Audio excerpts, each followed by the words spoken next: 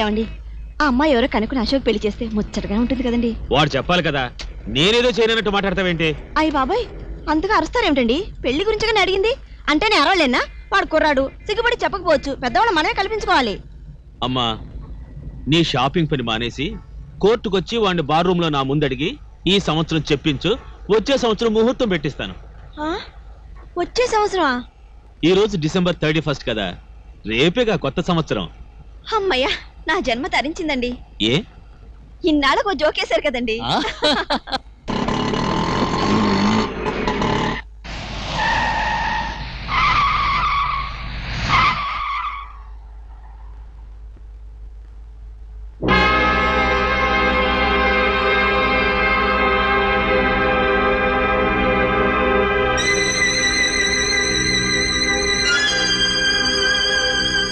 Good morning. అరే, అమ్మ కూడా కోర్టుకు వచ్చిందేంటి? నీ మీద కేసు పెడదామనా? కాదు, నీ మీద కేసు పెట్టడానికి వచ్చింది.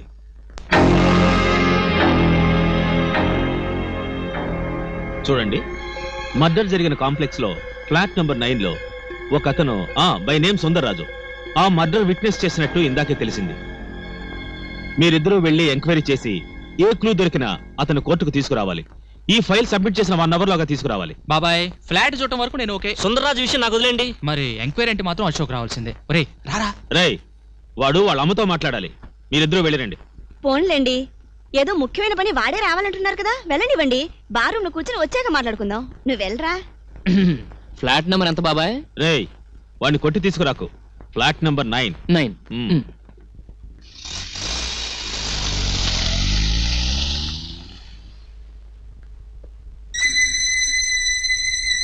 ఏంటండి, ఇంతవరకు ఒక్కడు కూడా వచ్చి సాక్ష్యం చెప్పలేదు. ఇప్పుడు సుందర్రాజు మాత్రం వచ్చి సాక్ష్యం చెప్తాడా? ఏదైనా క్లూ దొరుకుతుందని మా తాపత్రయం. హలో లాయర్ గారు.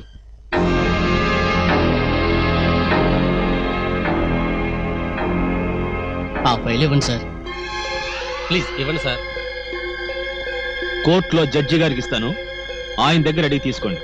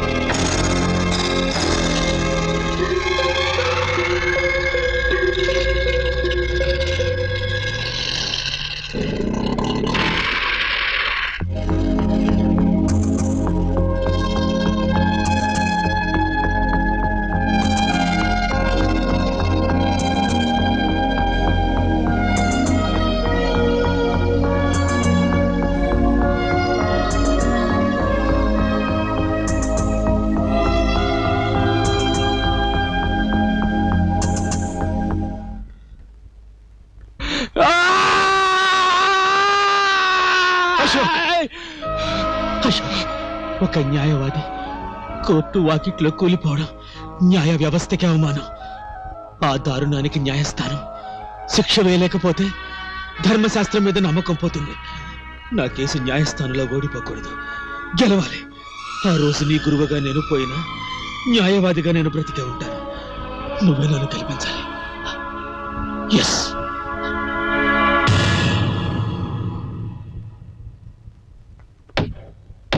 Order order.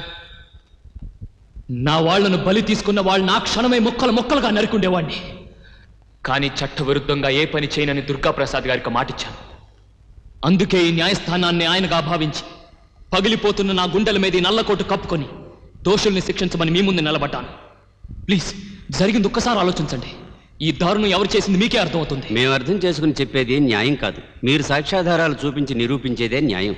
దుర్గాప్రసాద్ గారు వెల్ఫేర్ ఆఫీసర్ కేసు టేకప్ చేయడం ఆధారం. అందుకని ఆ ఇద్దరిని వెంకటరత్నం అనేవాడు చంపించాడన్నది నిజం. ఏంటండి నిజం? అర్థమైనోడు ఏదంటే అది నిజమైపోద్దా? నేను 10 మందికి కావలసినోడిని, పలుకుబడి ఉన్నోడిని. ఆ దుర్గా ప్రసాద్ని నేను పర్సనల్ లాయర్గా ఎట్టుకోలేదని ఆ ఎల్పేర్ ఆఫీసర్ గారిని పట్టుకుని లేనిపోని కేసు నా మీద ఎట్టాడు. భారం దేవుడి మీద ఎట్టాను. ఆ జాత శత్రువుని నన్ను బోనెక్కిచ్చాడేంటండి బాబు. జరిగింది నిజం, నువ్వు చేయించింది నిజం. వీళ్ళందరూ కళ్ళ ముందు జరిగింది. ఆహా, ఒక్క నువ్వు అనిపించు, ఊరేమను. చెప్పండి అయ్యా, చెప్పండి.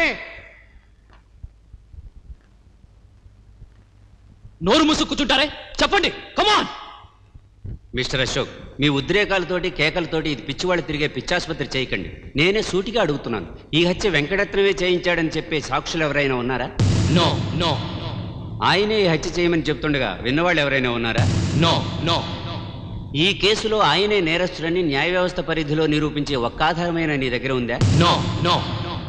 సాక్ష్యం లేకపోతే మా న్యాయస్థానానికి ఎవరు దోషి అని నిర్ణయించే అధికారం లేదు. అసలు ఈ సావులకి కారణం ఏంటో నేను చెప్పనా? ఆ దుర్గా ప్రసాద్ గారి పెళ్ళానికి ఈ ఎల్పీఆర్ ఆఫీసర్కి అని. మిస్టర్ అశోక్, ఇది కోర్టు అనుకున్నారా, దొమ్మిలు చేసే రోడ్డు అనుకున్నారా? ఇలా అసభ్యంగా ప్రవర్తించినందుకు మిమ్మల్ని 2 నెలల పాటు కోర్టుని సస్పెండ్ చేస్తున్నాను. నో. దుర్మార్గం కళ్ళ ముందే కనపడుతున్నా కూడా సాక్ష్యం లేదని చేతులు కట్టు కూర్చుని అర్థం లేని న్యాయ వ్యవస్థను నేనే జీవితాంతం సస్పెండ్ చేస్తున్నాను. ఈ మాత్రం దానికి నీ పుస్తకాలు ఎందుకు, ఈ లాంఛనాలు ఎందుకు? తగలబెట్టాలిగా? Take these bloody books, throw these bloody books, keep these bloody books to yourself, ban these books, ban the law, no law at all, no law, I know the law, ban the law, I know the law, I know the law. Please Ashok, బయటికి ముందు. మీకు తెలియదు, నన్ను వదలండి. ఈ హత్య ఖచ్చితంగా వాడే చేశాడు. రా వెంకటరత్నం, నువ్వే హత్య చేశావు. I know you did it, I know. You fools, Venkataratnam ఈ హత్య చేశాడు. రా వెంకటరత్నం ఈ హత్య చేశాడు. yes. సరే రా రా. It's not my defeat. It's a defeat of law and order. Your defeat. No, you don't understand. Leave me. Ashok, ఏమైందిరా నీకు? It's a defeat of law and order, you bastards. ఖచ్చితంగా వాడే ఈ మర్డర్ చేశాడు. I know he murdered all of them.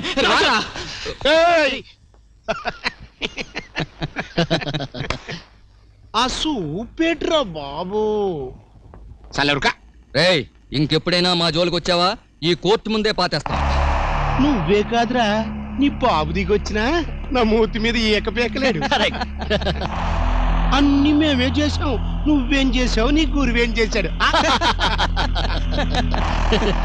నువ్వు ఎదవైపోయావు, ఆడు శవం అయిపోయాడు.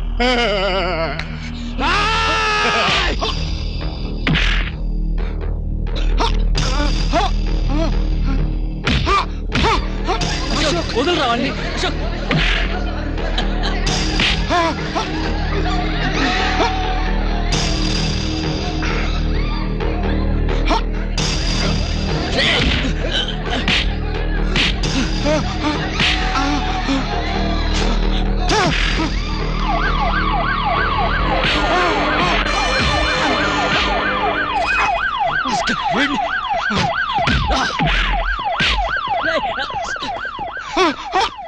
వదలండి. No, leave me. తీసుకెళ్ళరా బాబు, తీసుకెళ్ళరా బాబు, తీసుకెళ్ళరా. వెంకటరత్నం, నిన్నంత తేలిక వదలను. No, I want to kill you. I will not. వాడు వదిలేండి సార్, వాడిని ఎక్కడికి తీసుకెళ్తున్నారు సార్? ఆపండి సార్. Sir please sir.